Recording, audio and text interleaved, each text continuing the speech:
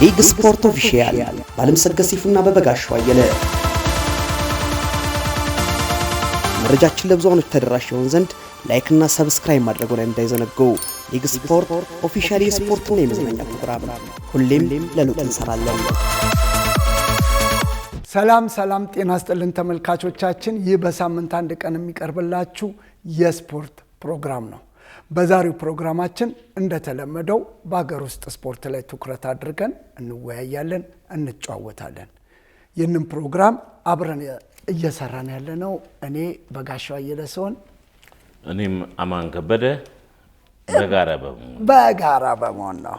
ወደ ዋናው ውይይታችን ከመግባታችን በፊት እኔ ጋር አንድ ዜና አለ፣ አንተ ጋርም አንድ እኔ ጋር ዜና ሳይሆን ያው ማሳወቅ ያለበት እሺ ማስገንዘቢያ ነው። ስለዚህ እኔ ቅደም እባክህ። እሺ ጌታ አመሰግናለሁ። ወደ ዋናው ጉዳያችን ከማምራታችን በፊት በተለያዩ ክለቦች ደምቆ የተጫወተውና ከ31 ዓመት በኋላ ለአፍሪካ ዋንጫ ኢትዮጵያ ስታልፍ የዛ ቡድን አባል የነበረው አሁን ደግሞ በአሰልጣኝነት ላይ በታዳጊዎች ላይ እየሰራ የሚገኘው እንዲሁም የኢትዮጵያን ቡና ተስፋ ቡድንን ይዞ እያሰለጠነ የሚገኘው ዳዊት እስጢፋኖስ ባለፈው ሳምንት ቅዳሜ ማለት ሳሚት አካባቢ በሚገኘው የዳዊት አካዳሚ ላይ የፊፋ ማች ኤጀንት የሆነው ኢንጂነር ፍጹም አድነው ከሶከር ኢትዮጵያ ጋር በመተባበር ለዳዊት እስጢፋኖስ አካዳሚ የፒፕስና የኳስ ስጦታዎችን አስረክበዋል። ከስጦታውን በኋላ አሰልጣኝ ዳዊት እስጢፋኖስ እቺን መልእክት አስተላልፈዋል። ፊፋ ማች ኤጀንት ኢንጂነር ፍጹምን በጣም በኔም እግር ኳስ ወዳድ በሆነው ህብረተሰብ በእነዚህ ታዳጊዎችም ስም እጅግ በጣም ነው የማመሰግነው። ያው እንደዚህ አይነት ድጋፎች ለእግር ኳስ ተጫዋቾች ወይም ለአሰልጣኞች ምን ያህል ቫልዩ እንዳለው እኛ ነው የምናውቀው። ምክንያቱም መሰረታዊ የሆኑ ነገሮችን ባሟላን ቁጥር ወደፊት መሻገር እንችላለንና ይሄንን ከግንዛቤ ውስጥ በማስገባት ለኛ ትጥቅ ድጋፍ ለማድረግ በመምጣት እጅግ በጣም ነው የምናመሰግነው።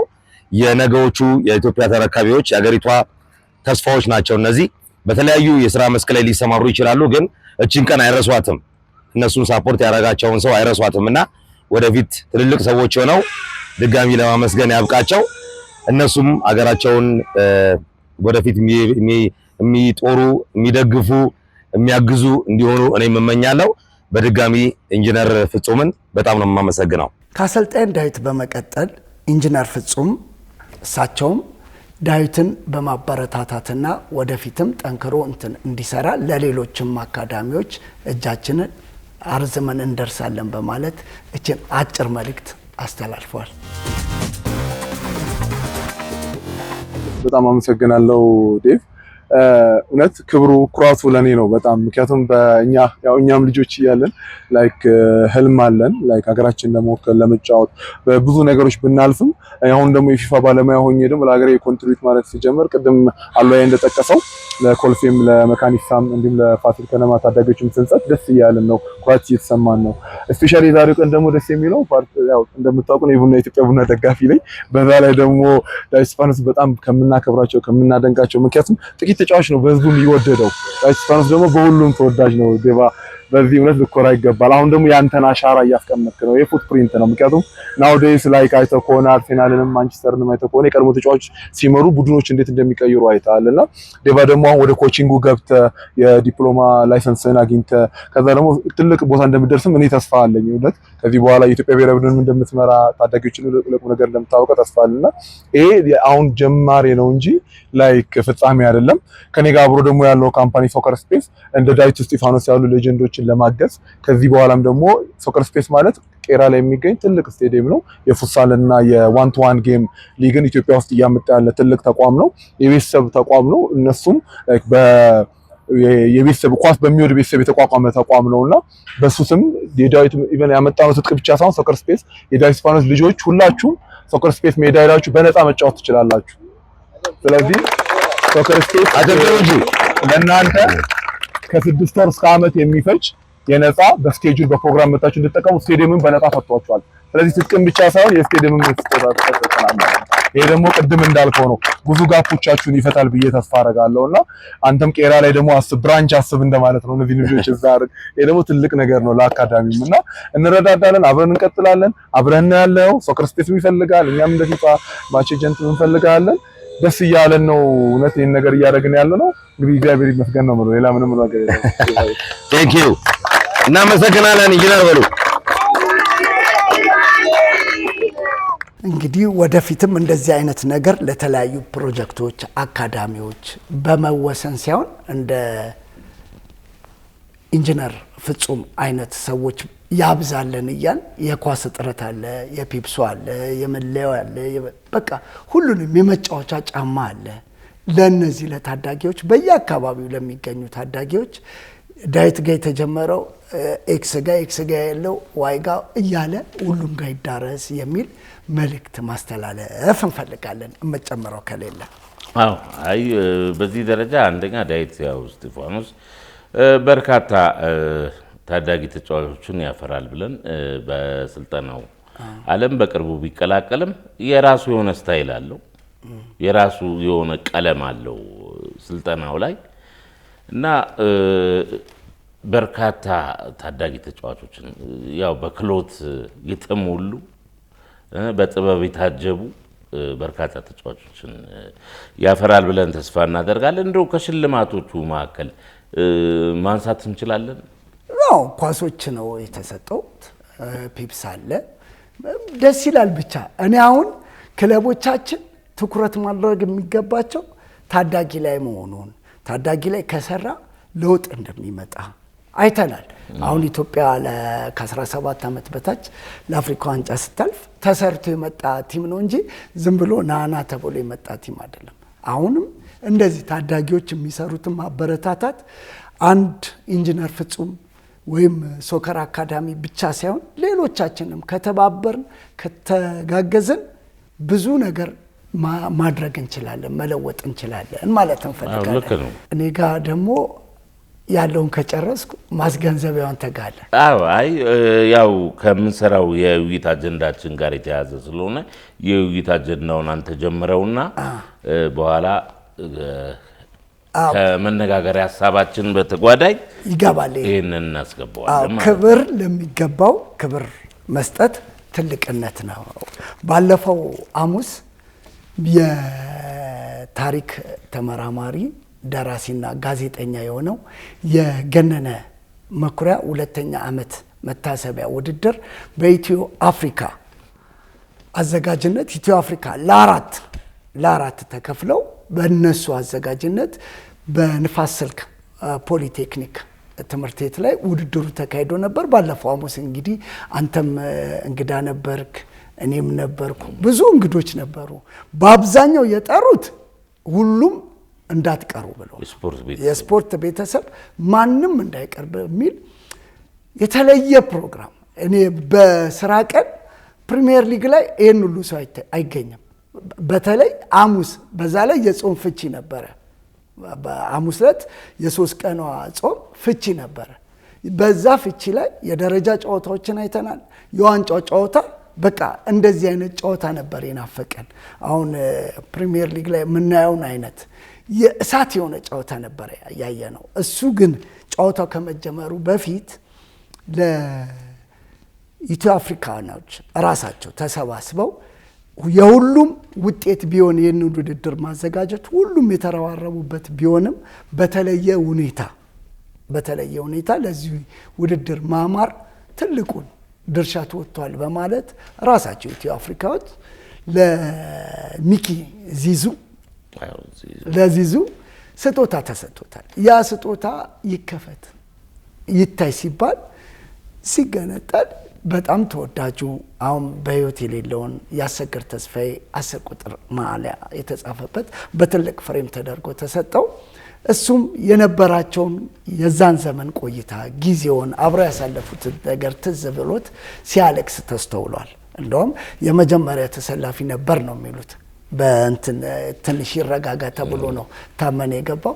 እንደዚህ አይነት ድባብ ተደርጎ ሜዳውን በአማረ መልኩ እንግዶች ገብተው ተዋውቀው አንተም እንደውም እንደዚህ እየጨበጥክ አንበሳ ታሸንፋላችሁ ምናምን እያልክ ነበር የገባው። እና እስቲ እዛ ዝግጅት ላይ እኔ አሁን የክብር እንግዳ ተብለውም የተጠሩ አሉ። አንዳንድ የተጠሩ ግለሰቦች ሊኖሩ ይችላሉ የክብር እንግዳ። ግን ለሁሉም በአጠቃላይ ለስፖርት ወዳድ ተብሎ ተጠርቶ ነበረ። የዝግጅቱ ያማረ ነበር።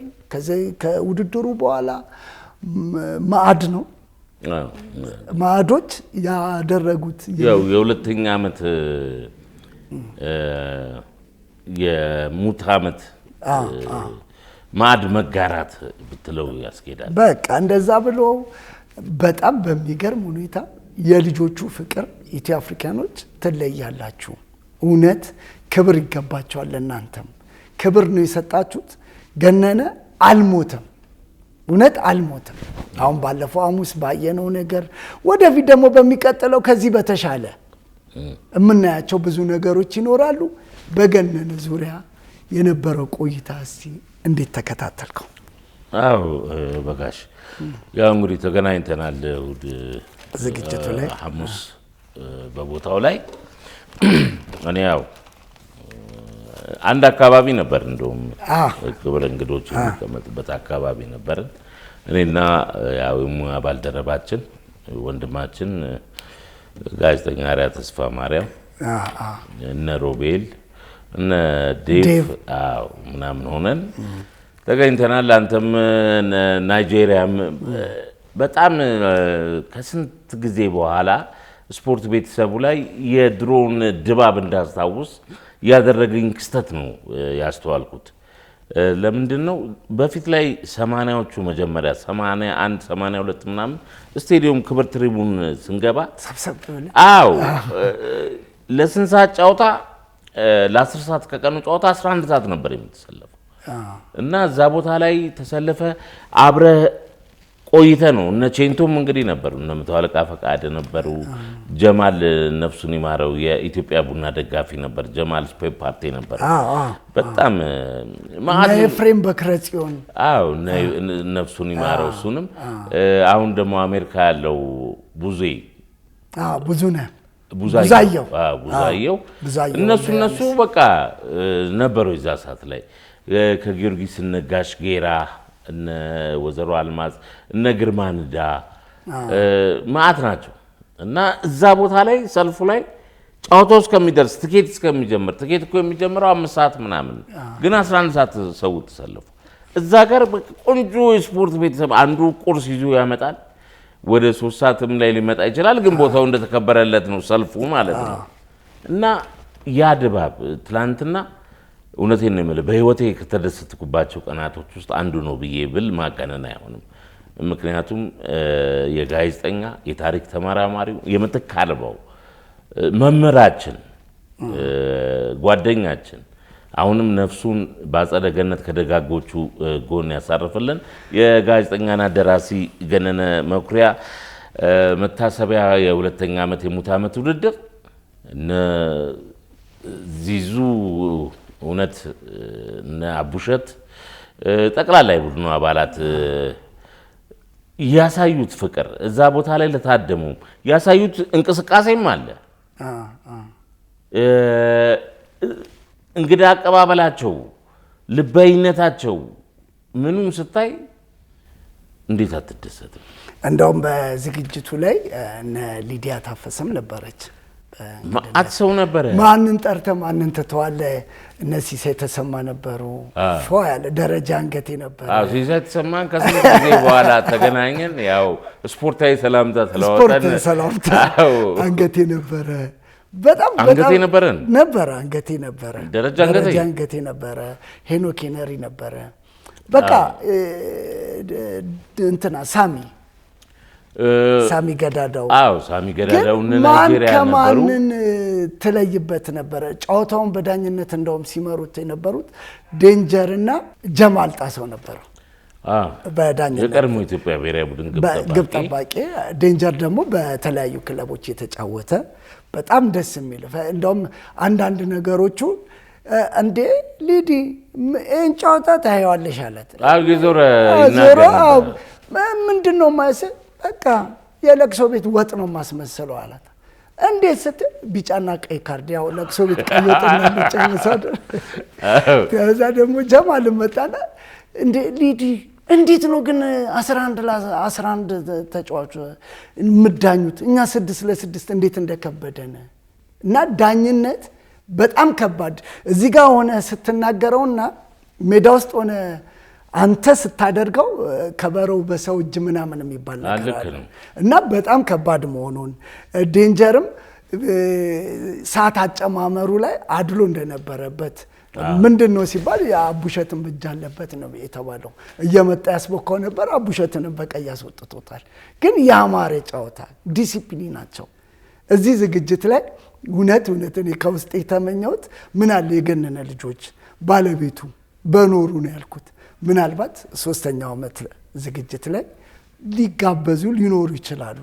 አንዳንዴ ዝም ብለህ የምታስበው ለካ አባቴ ይሄን ሁሉ ሰው ይወደዋል፣ ይሄን ሁሉ ሰው ወዳጅ አለ፣ ለካ በቃ አለ አልሞተም አባቴ አልሞተም ባለቤቴ እምትልበት ነበር። በዚህ አጋጣሚ ኢትዮ አፍሪካ እውነት የተለየ ቦታ ለሁላችሁም የተለየ ክብር ነው አርቲስት ቲቪ ያለው። በተለይ ጨዋታውን አይተዋል፣ እላቸውን አይተዋል። አልሸነፍ ባይነት ዚዞ አስደምማለሁ ብላ ተደመመን ወጣን እንጂ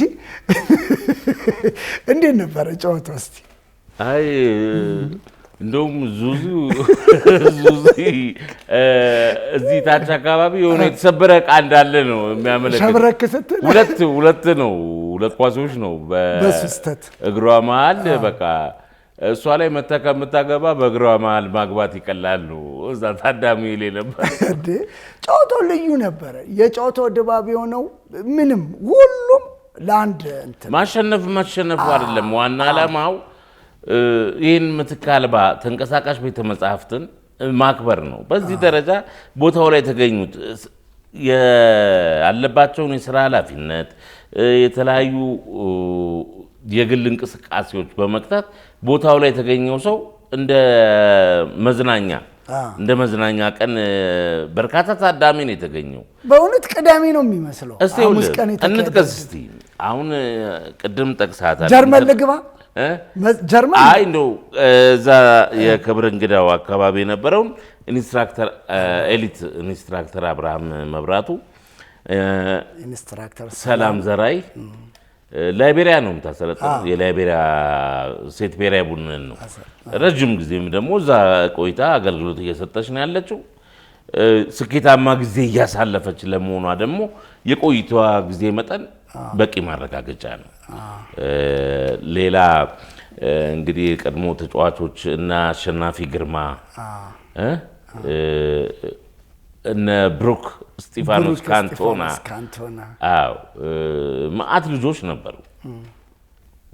አብዱራዛቅ አብዱራህማን እሱ የውድድሩ የኮሚሽነር የውድድርና ስነ ስርዓት ኮሚሽነር ይመስላል። ሁሌ አይቀርም ደግሞ በዛ ላይ በጣም በአንድ ውድድር ላይ አሁን ዲያስፖራውና እዚህ ያለውና ዲያስፖራው ይጫወቱ ተብሎ ትንሽ ቅሬታ የነበረው በቀለ ያሉ የአርጀንቲና ቡድን ውስጥ የተከላካይ መስመር ተጫዋች የነበረው እሱ ከተጋባዦቹ አንዱ ነበረ። በቀለሉ ነበረ ትላንትና እኔ እንደውም እዚህ ላይ አንድ ሐሳብ መሰንዘር ፈልጋለሁ። አነሳልኝ በቄ ነካካውክ? አዎ በቄ ምንድነው መሰለ በበርካታ አሰልጣኞች እንደ ገብስ ታሽቶ ተፈትጎ ያለፈ አሰልጣኝ ነው። አሁንም እንደነገረኝ ከሆነ ዱከም ላይ ታዳጊ ፕሮጀክት በመስራት ላይ ይገኛል። እዚህ ሀገር አሁን ላይ ምንድነው መሰለ ኢጎ ያስፈልጋል። አንድ ኢጎ ያስፈልጋል ወይም ደግሞ ወጣ ገባ ብለህ መታየት ምናምን ያስፈልጋል። ልጁ በግል ባህሪው ፐርሰናሊቲው ይሄን ነገር አይፈቅድለትም። ስለዚህ ምንድነው ሆኖ ያለው እየሰራ ነው። ግን በሀገር አቀፍ ደረጃ ስለምንድነው ከሱ ያነሰ እውቀቱና ፕሮፋይሉ ያላቸው አሰልጣኞች ተንደላቀው ከክለብ እንደ ፌንጣስ ይዘሉ እያየ እሱ ይህን እድል አለማግኘቱ አንዳንድ ጊዜ የተጫወተባቸው ክለቦች እኔ አሁን ለቅዱስ ጊዮርጊስ ልዩ ቦታ ነው ያለኝ። ለምን ተጫውተው ያሳለፉትን ከስር ጀምሮ እያመጣ ወደ ዋናው ቡድን ያበቃል።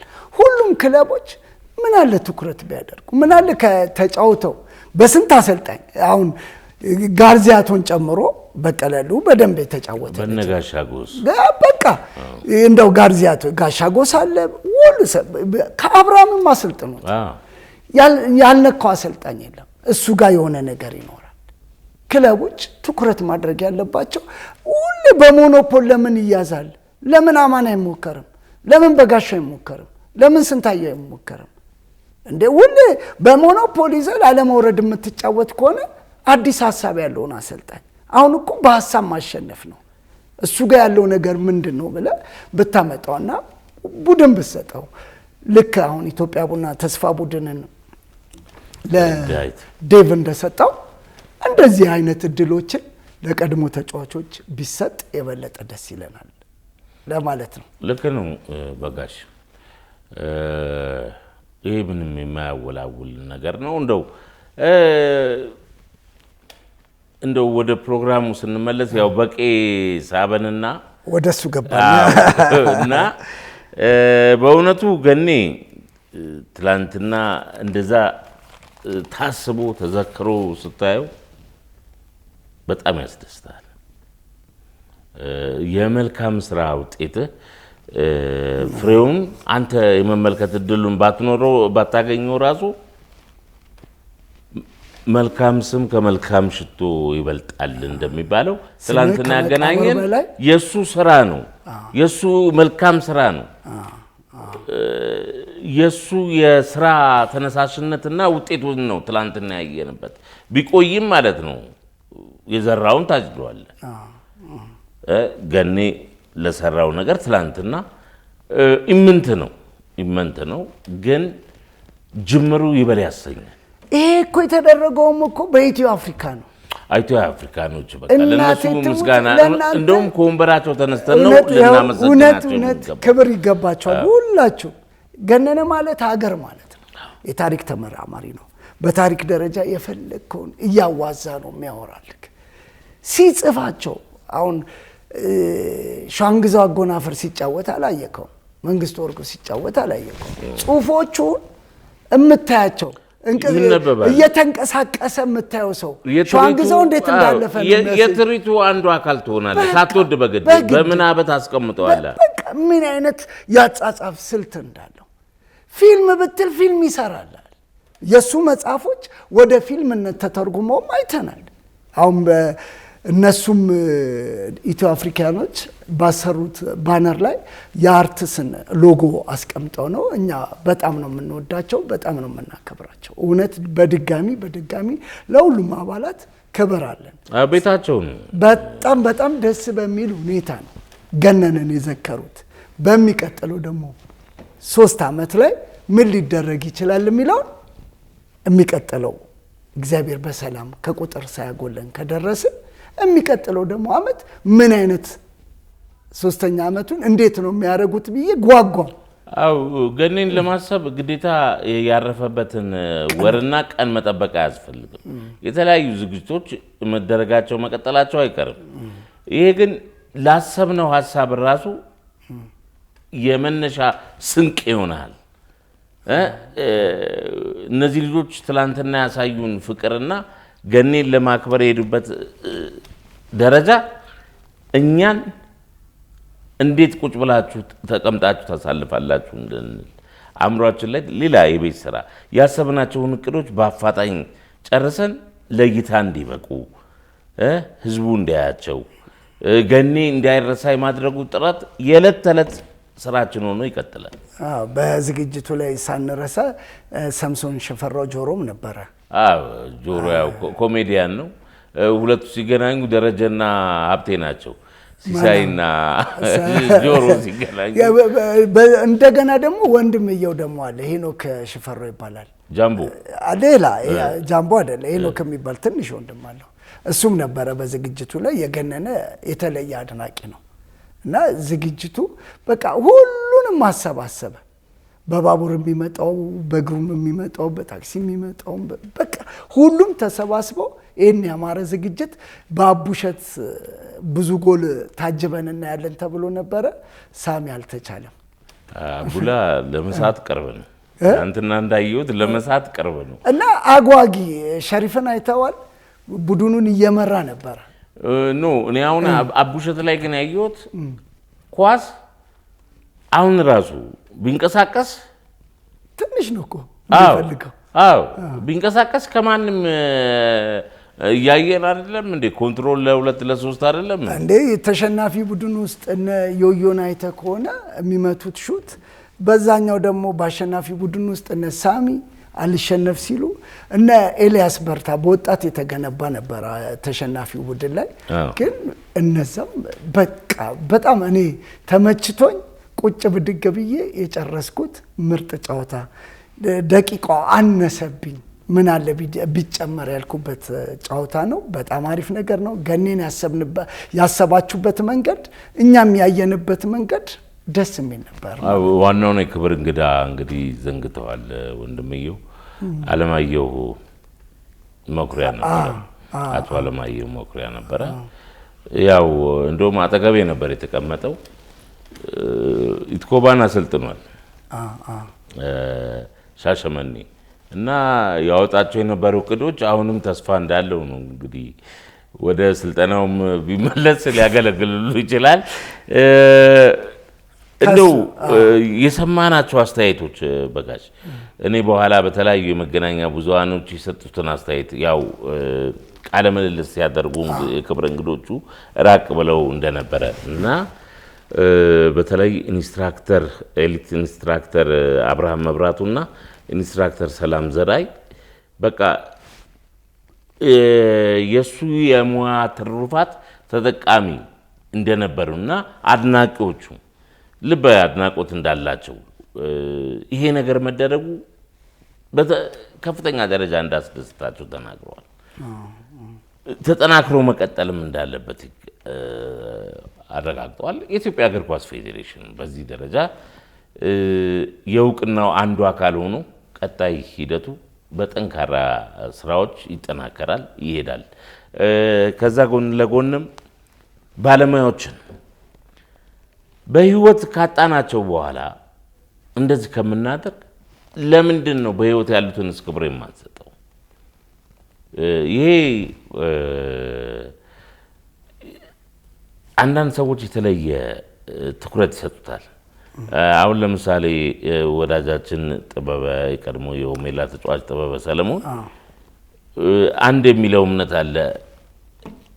ተጫዋቾች የቀድሞ ተጫዋቾች የቀድሞ ስፖርተኛ ከመሞቱ በፊት ነው ሰውን የትኛውንም የህብረተሰብ ክፍል ወዳጅ ከሆነ ማድረግ የሚገባ ማገዝ የሚገባ ከሞተ በኋላ አይደለም፣ ህይወቱ ካለፈ በኋላ አይደለም። ለምንድን ነው በቁሙ የማንረዳው የማናገዝ የሚል አመለካከት አለው። ጠንካራ ጽኑ እምነትም አለው። ይሄን መቀበል ግድ ይላል። አዎ እውነትን እኮ ነው። አሁን ሰው በቁም ነው ማንም ሰው በቁም ስትረዳው ነው ከመውደቁ በፊት በቁም ቀጥ እንዲል ካደረከው ነገ ያ ሰውዬ ቆሞ ሌላ ሰው ያቆማል።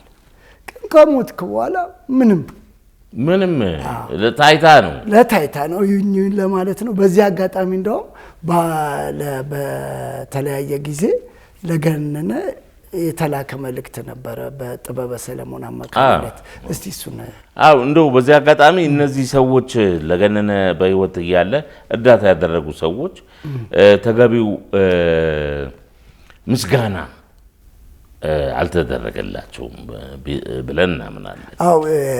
ከእንግዶቹ ጋር ቅድም ስናነሳ እነ ጀማል ወሎን አላነሳ ነው። ጀማል ወሎ ማለት ኳስ ሜዳ አካባቢ ተወልዶ ሞቢል ተወልዶ በቃ ኳስን ከነ ጽሁፉ የሚያደራ ልጅ ነው። ጥሩ ነው። አሁን እንደው በገነነ መኩሪያ በዛን ወቅት ለአርቲፊሻል እግር ማስተካከያ እንኳን በተባለበት ጊዜ የነ ጥበበ ሰለሞን በሱ አማካኝነት ብር አሰባስበው ልከውለት ነበረ። በግላቸውም የሰጡ አሉ። አሁን ብሩክ አንቶና በወቅቱ እዚህ ስለነበርና አንድ ተስፋ የሚባል ሰው 100 ሺህ ኢትዮጵያ ብር ሰጥተውታል።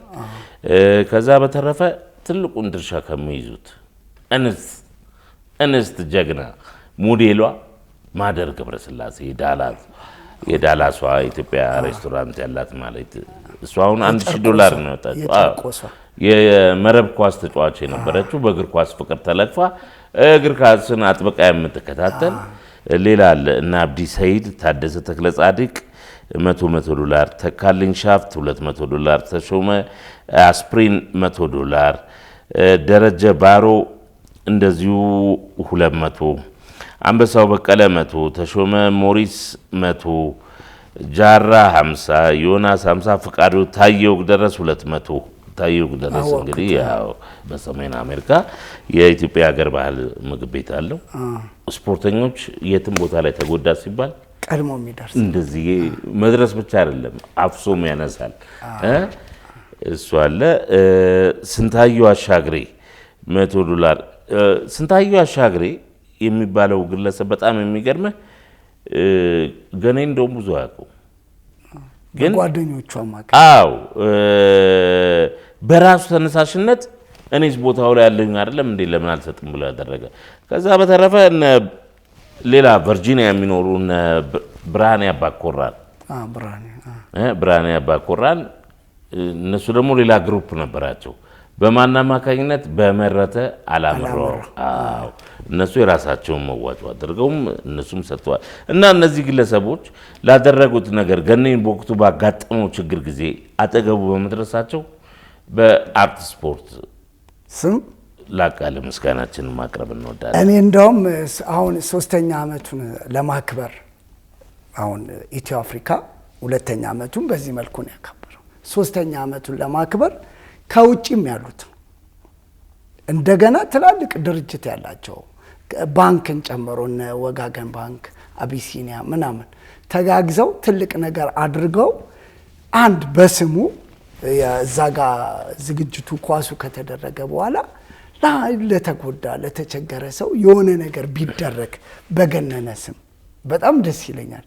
ስፖንሰሮች አድርገ ትልቅ ነገር ቀድመ ካሰብክ የማይሆን ነገር የለም።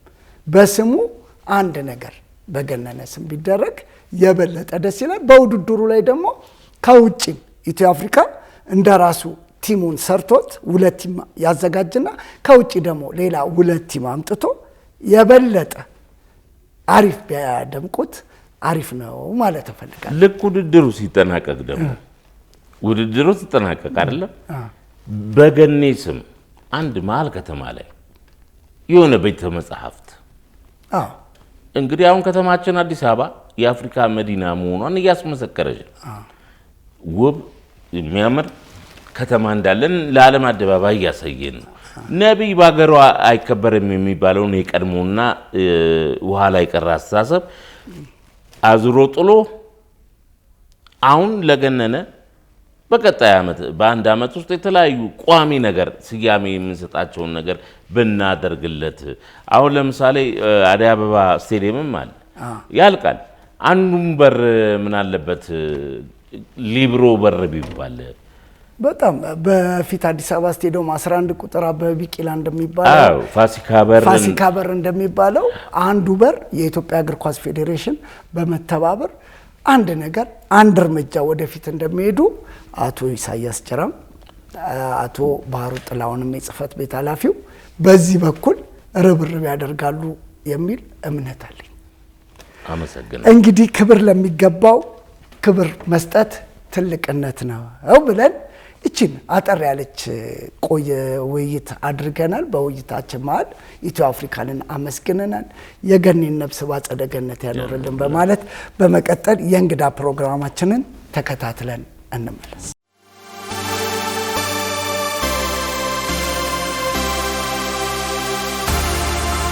ሊግ ስፖርት ኦፊሻል ባለምሰገድ ሲፉና በበጋሻው አየለ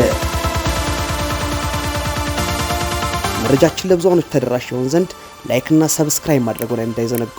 ሊግ ስፖርት ኦፊሻል የስፖርትና የመዝናኛ ፕሮግራም ሁሌም ለለውጥ እንሰራለን።